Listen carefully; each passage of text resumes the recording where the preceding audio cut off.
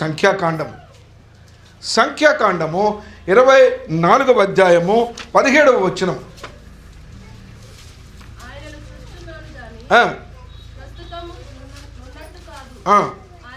ఆయనను చూచుచున్నాను కానీ సమీపంలో ఉన్నట్టు కాదు. ఈ నక్షత్రం ఎక్కడ నుండి వచ్చిందంటే యాకోబులో ఉదయించిన నక్షత్రం. నక్షత్రము యాకోబులో ఉదయించును, రాజదండము ఇశ్రాయేలులో నుండి. ఈ నక్షత్రం ఏమంటున్నాడంటే యాకోబులో ఉదయించిన నక్షత్రము అంటున్నాడు. ఒక మాట కొరింథీ సంఘానికి రాస్తూ పౌలు గారు చక్కని మాట రాశాడు. కొరింథీయులకు రాసిన మొదటి పత్రిక 15వ అధ్యాయము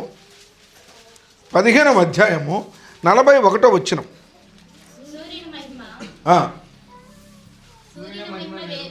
సూర్యుని మహిమ వేరు, చంద్రుని మహిమ వేరు.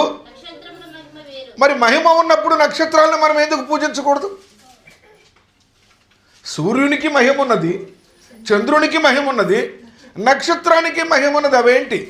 ఆ సూర్యుడు మనము దినదినము ఉదయించి అస్తమించే సూర్యుడు కాదు ప్రియులరా. ఆ నక్షత్రాలు వేరు, అవి వేరు. ఆ నక్షత్రం పేరు చదివి మనం ఈ నక్షత్రమే, ఇప్పుడు కనిపించిన నక్షత్రమే అనుకుంటే తప్పు. మహిమగల నక్షత్రాలు కొన్ని ఉన్నాయి, మహిమగల సూర్యులు ఉన్నారు. అవి ఏమిటి? అవి ఎక్కడి నుంచి వచ్చినాయి? ప్రకటన గ్రంథము 1వ అధ్యాయము 20వ వచనంలో మరి అక్కడ యోహాను గారు పద్మాసులో ఒక దర్శనం చూస్తున్నారు. ప్రకటన గ్రంథము 1వ అధ్యాయం 20వ వచనం. కాగా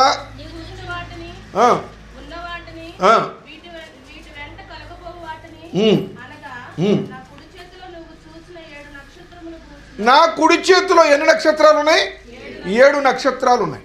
నా కుడి చేతిలో 7 నక్షత్రాలు ఉన్నాయి. నక్షత్రాలు ఎక్కడుంటాయి? ఆకాశంలో ఉంటాయి. చేతిలోకి వస్తాయా? మరి ఈ దర్శనం ఎలా సాధ్యం? దేనిని నక్షత్రం అంటున్నారు ఇక్కడ? చదువు.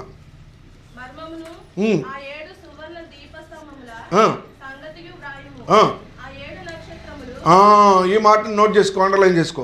ఆ 7 నక్షత్రములు ఈ 7 సంఘములకు దూతల. నక్షత్రముగా చూపించింది నక్షత్రాలు కావు, కనబడే నక్షత్రాలు కావు.